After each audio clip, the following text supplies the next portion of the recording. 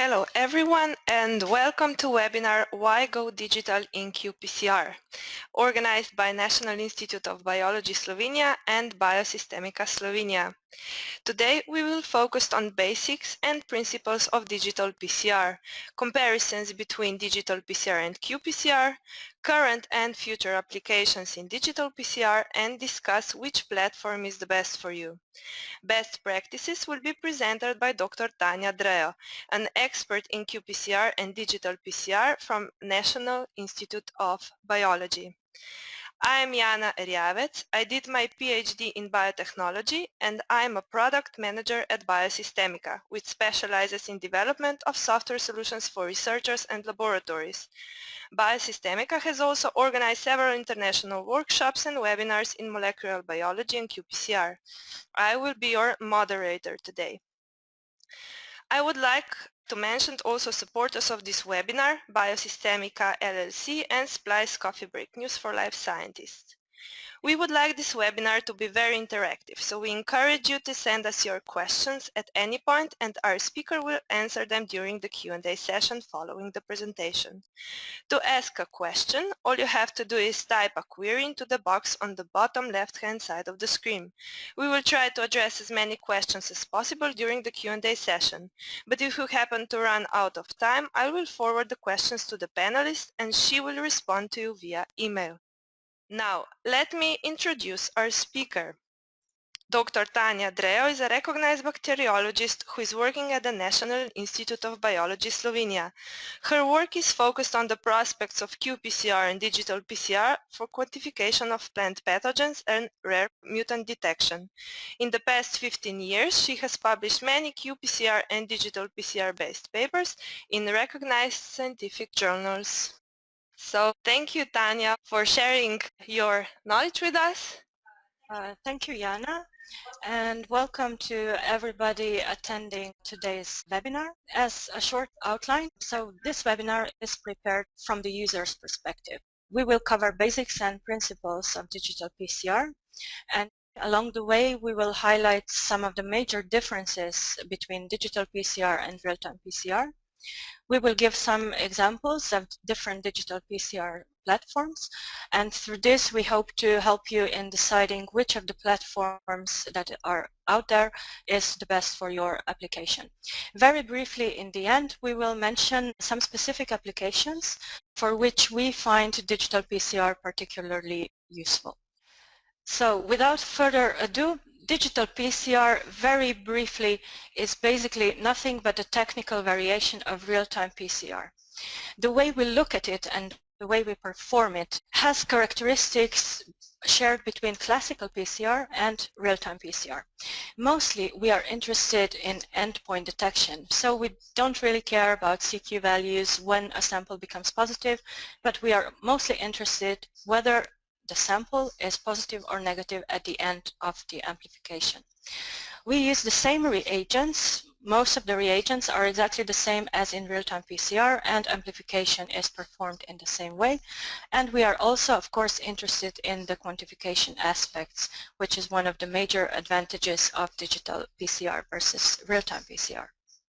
So just to summarize, in real-time PCR, we are mixing our samples with reagents that translate the PCR amplification, the generation of PCR product, into fluorescence.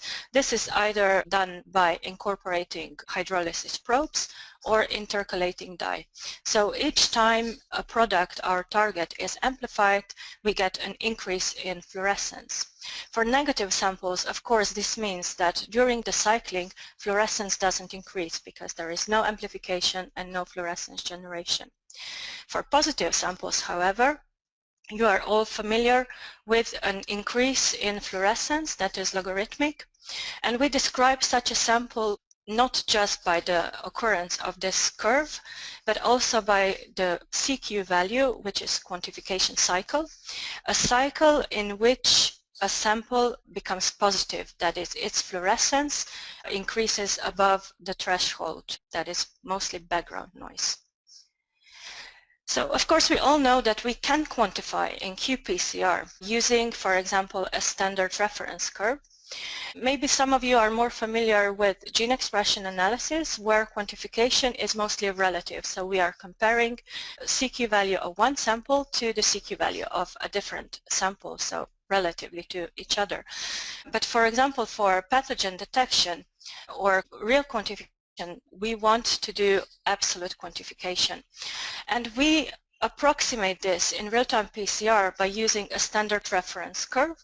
This is a series of samples with known amount of our target in different concentrations. And here we employ the characteristic of real-time PCR that CQ values correlate with the starting amount of the target. Of course, this becomes more difficult when there are no reference materials available, or they are very difficult to prepare even if you can prepare them yourselves, or when there are big differences between amplification efficiencies between samples and our standard curves.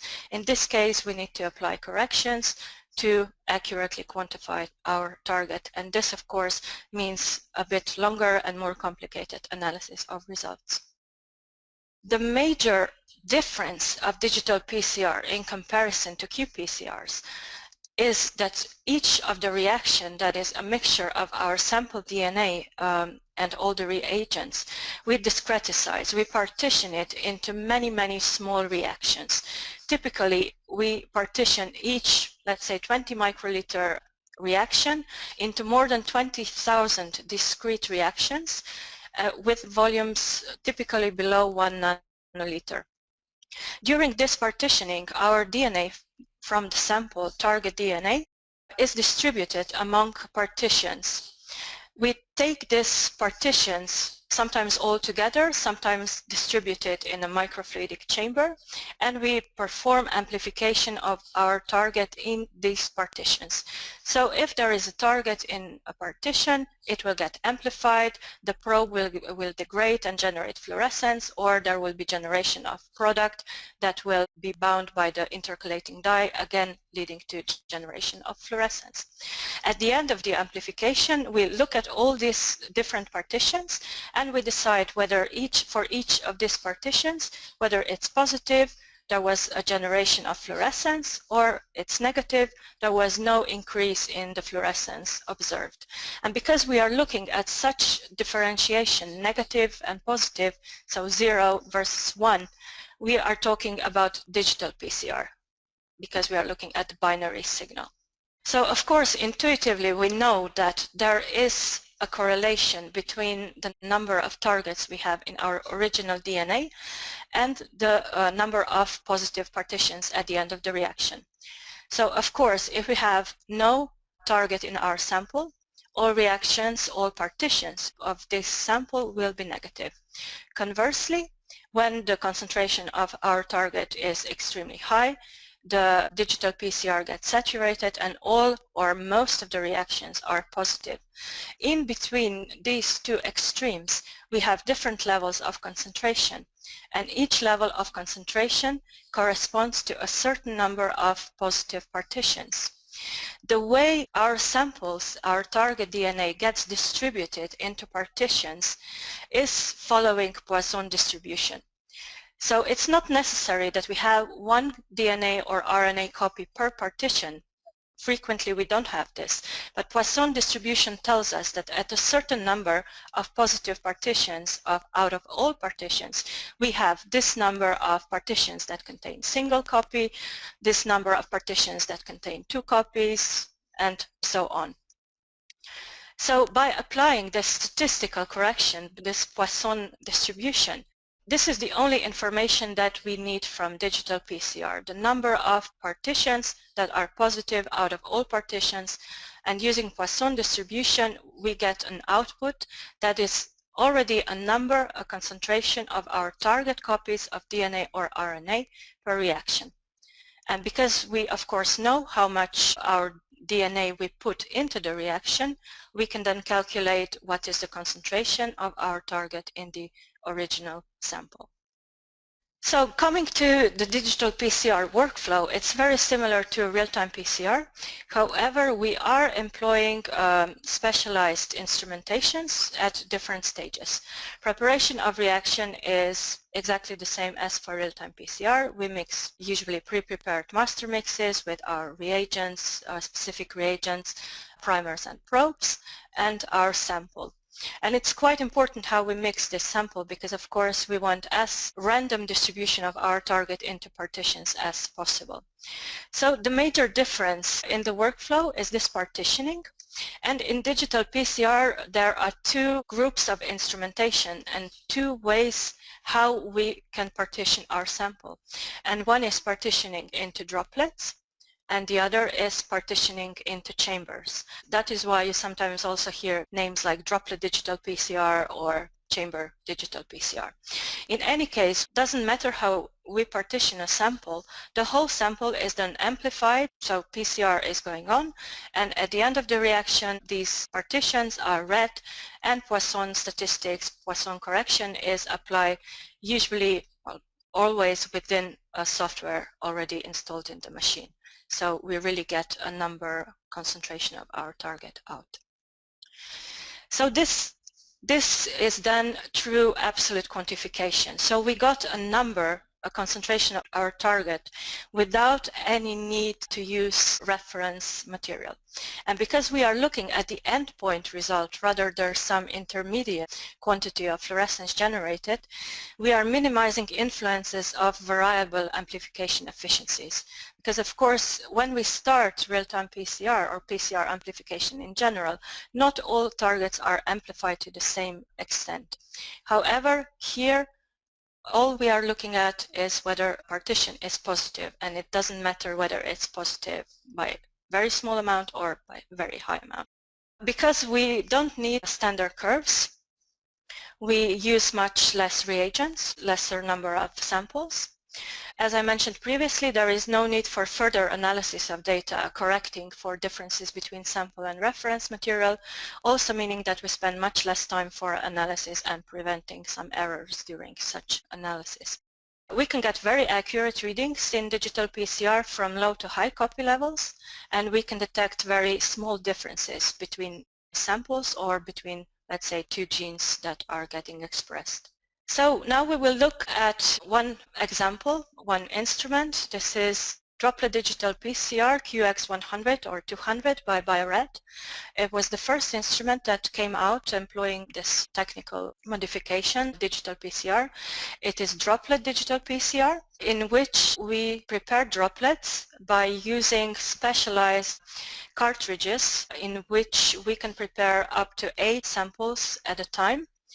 So we put samples and oil into the cartridges, and this cartridge is then inserted into a special instrument that applies vacuum to both oil and our sample, and thus mixes them and generates droplets. After this generation, which takes 1 minute for a whole cartridge, we transfer these droplets by pipetting to a regular PCR tube or PCR plate, so 96 well plate for example, and we amplify it in a PCR cycler. This machine at the right is a robot that has automated preparation of droplets in this case. So after amplification is performed in a PCR cycler, we take the plate and we transfer it to a reader. This is basically a flow cytometer that checks each of the droplets for its size and for the fluorescence level in that droplet. On the right-hand side, you can see a typical result, a visual representation of digital PCR, in this case for 5 samples, in which you can see positive droplets that have an increase in fluorescence, negative droplets that did not have an increase in fluorescence, and each of these dots corresponds to one partition, that is to one droplet. What you also get is information on each of the samples, how many partitions were positive, how many were negative, how many of the total partitions were accepted, so they were of the correct size and of the correct shape, and finally the concentration of our target in the reaction. So in addition to this quantification, we have some very good, some very nice side effects of partitioning. And one of this is increased signal-to-noise ratio, because if you can imagine in real-time PCR, if you have only a few copies generating fluorescence, the background noise still comes from the whole reaction, from the whole sample that you have added.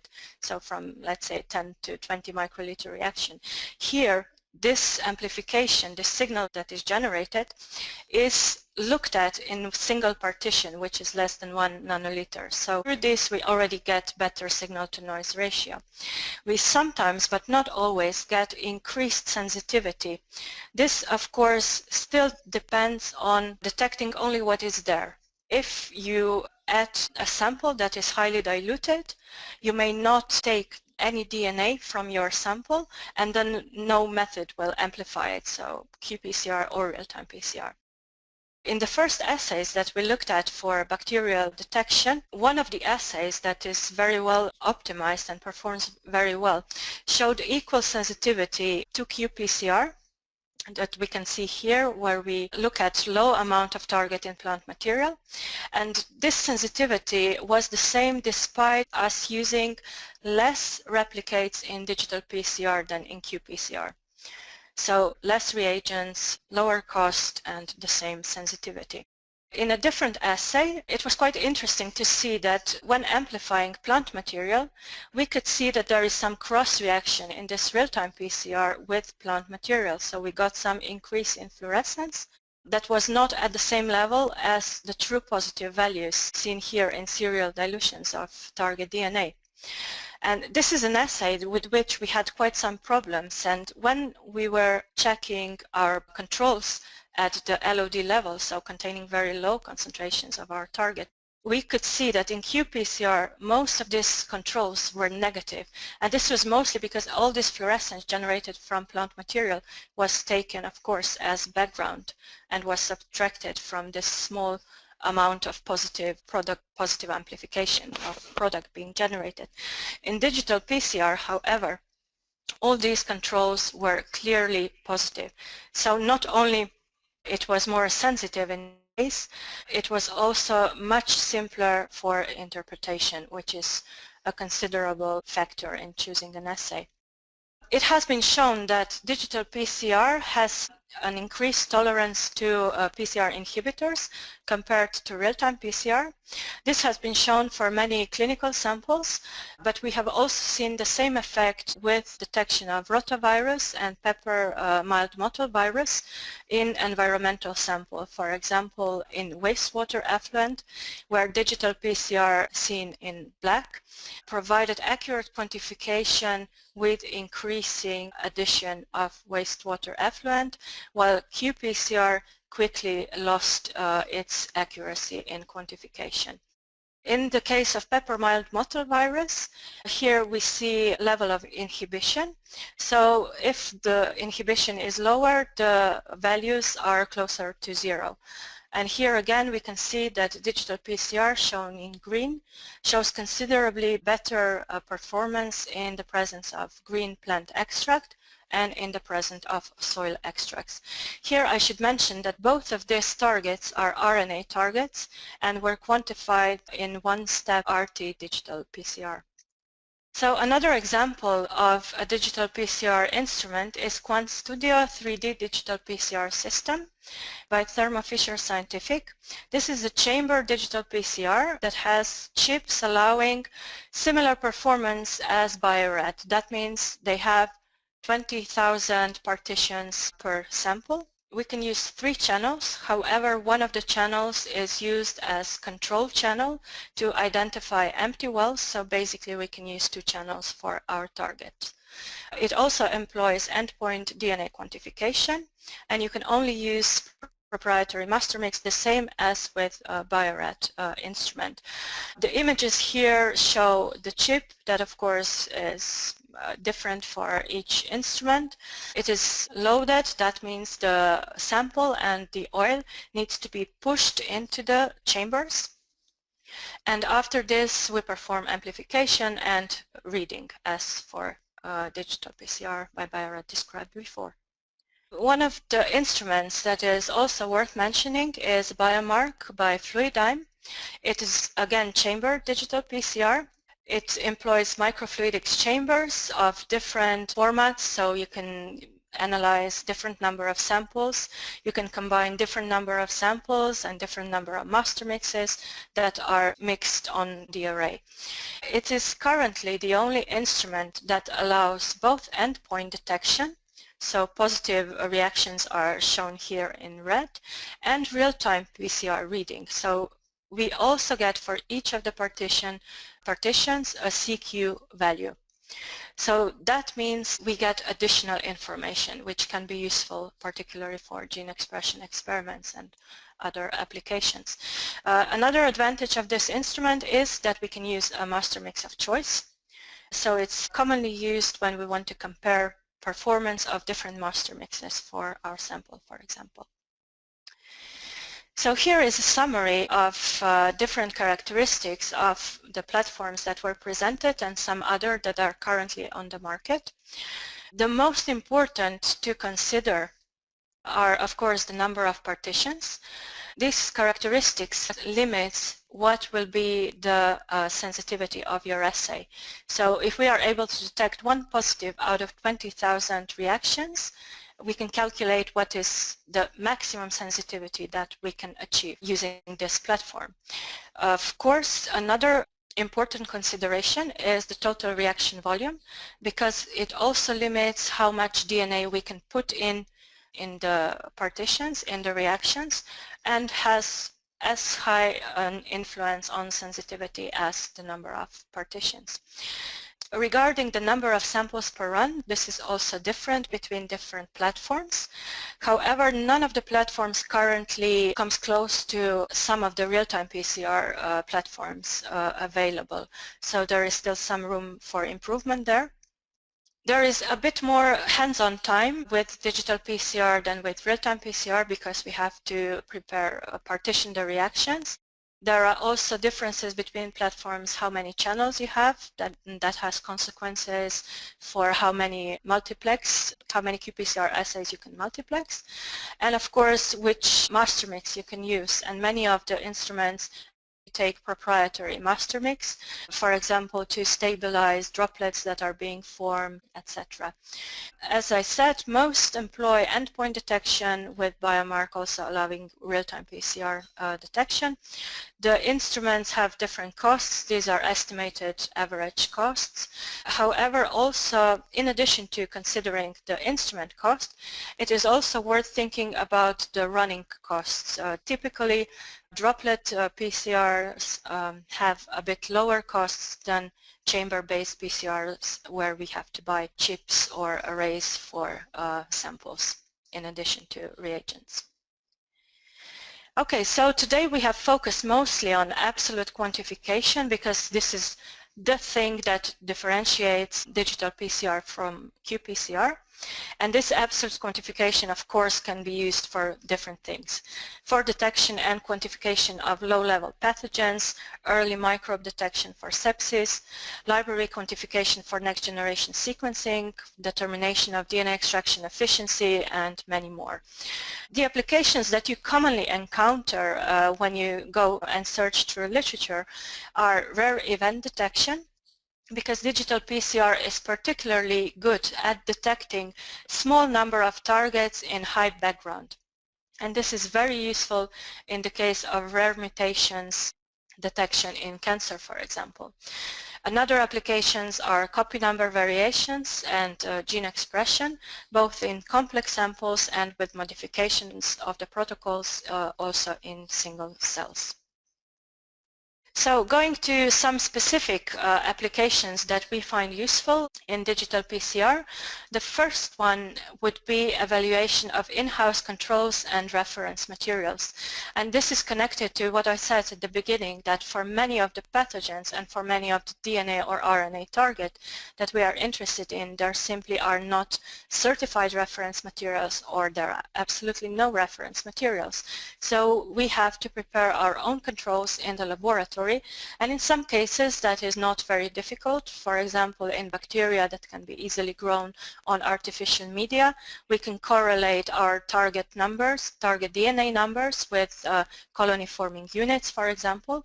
However, that gets much more complicated for pathogens or for targets which we cannot so easily grow and quantify on media or using other methods, for example for phytoplasma or for viruses.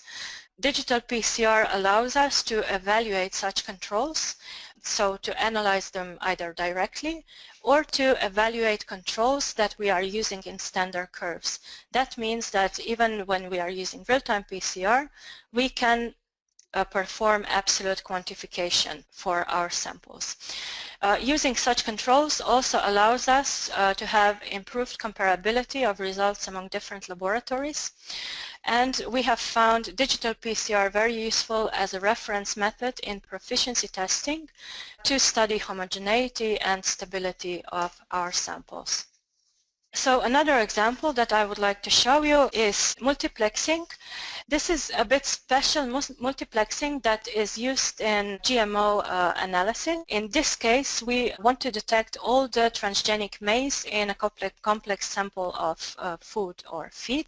And in this case, we are not interested in which one is present, just what is the total amount of the transgene maize present in a sample. And what we have done is to design two multiplex reactions, 10-plex and 4-plex, with detecting 10 different GMOs in the first case and 4 different GMOs in the second case. When we analyze samples in this way, we have very good correlation between measured copy number and the assigned copy number as assigned in reference material that were used in this study. So this extensive multiplexing considerably lowers the time needed for the analysis and of course also the reagent consumption. So to conclude, the major advantage of digital PCR is its ability to quantify our targets without standard curves, be it DNA or RNA targets, especially when high precision of quantification is needed. The most common application in this case is clinical microbiology, where small differences, small fold differences between different targets can change the therapy that is chosen. Also, we have found it as very cost-effective method for pathogen and GMO detection with comparable sensitivity to qPCR and sometimes increased sensitivity, with better tolerance to inhibitors present in environmental and plant sample. And we use it particularly in samples where high sensitivity is required or difficult samples, for example, seed samples. And one of the aspects that I already mentioned is simplified interpretation of results, which we find very useful, and improved sensitivity of some suboptimal assay. Although for us, at least in plant pathology, quantification is not a major concern, we see it as an additional information that slowly can build data, for example, for determining thresholds for the presence of different pathogens in different samples. So this would be all from my side. Thank you. Thank you very much, Tanya. That brings us to the end of our presentation. So before we continue to the Q&A session, I would like to let you know that National Institute of Biology Slovenia is organizing a workshop called Digital PCR Experience, which will be held this October. We really appreciate your feedback on the topics this workshop will cover. That is why I will run a quick poll. What is this workshop about? What will you learn from the workshop? This workshop will cover a review on digital PCR theory, an extensive practical hands-on experience on 3 digital PCR platforms, and throughout data analysis. Key benefit of this workshop is that you actually get hands-on experience in small groups. So the workshop will take place from 5th till 7th of October 2016, and of course you're all welcome to apply. So most of you have voted. I will close the poll now. Thank you very much. I would also like to remind you that you still have time to download a PDF invitation to the workshop, where you can find all this information that I have already mentioned to you. And now I will open the questions and answer session. We have a few questions, Tanya, and if you have one now, you can still send us your questions and we will try to answer it. So Tanya, is it possible to transfer existing qPCR to digital format? Thank you for the question. Yes, indeed, it is possible, and this is one of the major advantages of digital PCR as a new technology. If you remember, when we were switching from PCR to qPCR, we had to redesign our oligonucleotides and design new probes, etc. If you already have a real-time PCR that has been optimized and validated, you can use the same reagents, so basically the same primers and probes in digital PCR. As I mentioned before, in some cases, in some instruments, you are limited by the master mix that you can use. So this can also be an important consideration for you. If you have already put in a lot of effort in validating one of your assays, you maybe don't want to switch the master mix to a different polymerase. Or if you do that, you may have to check the specificity and the sensitivity of the modified assay, really. However, I have to say that we usually use real-time PCR protocols that are running under universal amplification conditions for 7900 applied biosystems or Roche Light Cycler. And with a number of assays that we have transferred, we have never really experienced any difficulties. There are some critical points that you may want to look at. So typically you want to check the number of cycles, because in digital PCR you can frequently lower the number of cycles, because samples are getting positive much sooner than in qPCR. Another thing that is worth considering is looking at the temperature of annealing. Changing the temperature of annealing can influence how far the negative and positive droplets are. That is, how big is the difference in fluorescence between negative and positive droplets or partitions, and can have this, of course, can have consequences for your analysis. The higher the difference, the easier your decision where to set the threshold. Okay, thank you, Tanya. So we have another question. Have you any advice for analyzing the rain, this is figuratively speaking, in digital droplet PCR, and considering what should be a positive and a negative reactions? Okay, thank you. Another very interesting question. Well, we have tried to deal with it in different ways over the past years. Rain, to some extent, is, so these are the droplets between the negative and positive droplets that you're sometimes not really sure whether you should classify them as positive or as negative. There are different reasons for rain, and some rain is perfectly normal because of the differences in amplification efficiency between different partitions. However, it has been observed that there is more rain when your DNA is dirtier, when there's more PCR inhibitors, etc. However, again, we are interested in the endpoint, and this rain that we see is usually very low percentage of all the partitions.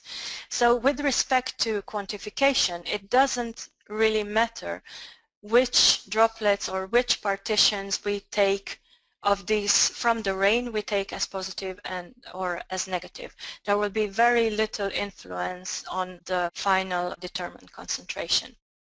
If we have an assay that we are looking at from a qualitative point of view, so we want to decide whether a sample is positive or negative, again, usually the interpretation of rain in that case depends on the validation data that we have obtained.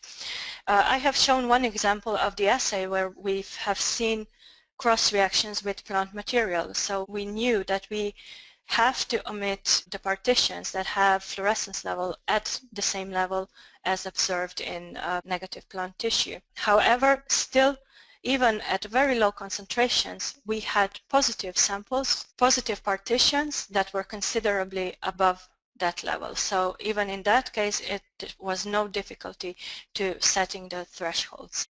Setting of the thresholds is usually at first done by the software that you are using, but if you're not satisfied with it, you can change it and determine it, set it manually. But there are also several different other approaches that has been described on setting the threshold based on, let's say, a reference ideal sample that has very good distribution of positive and negative droplets. Okay, I think we have one question that also relates to the previous one. So what about measurement uncertainty nearly the limit of detection? Okay, thank you. So the measurement uncertainty is not the same throughout the range of concentration. So the accuracy, so the uncertainty, of course, is lowest in the middle range when we have a good ratio between positive and negative partitions.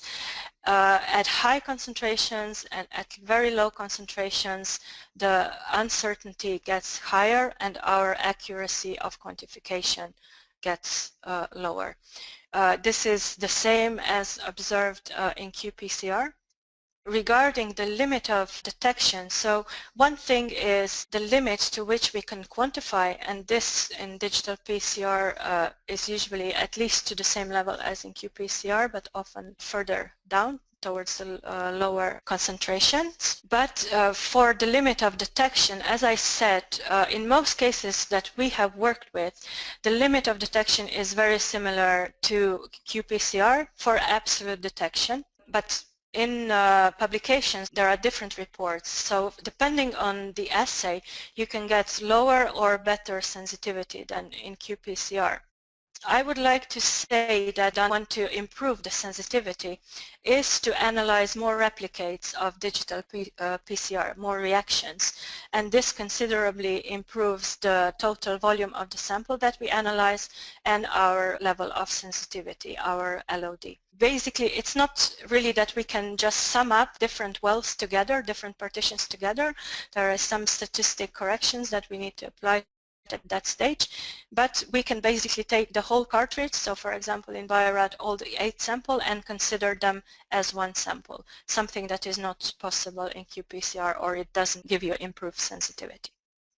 Okay, so we have one more question. Tanya, is there any difference in how easy the systems are to use? Yes, of course, there are differences. From completely personal opinion, when switching from real-time PCR to digital PCR, at the beginning it was a bit frustrating because there is some additional hands-on time that is needed, but you gain a lot of time then in the analysis.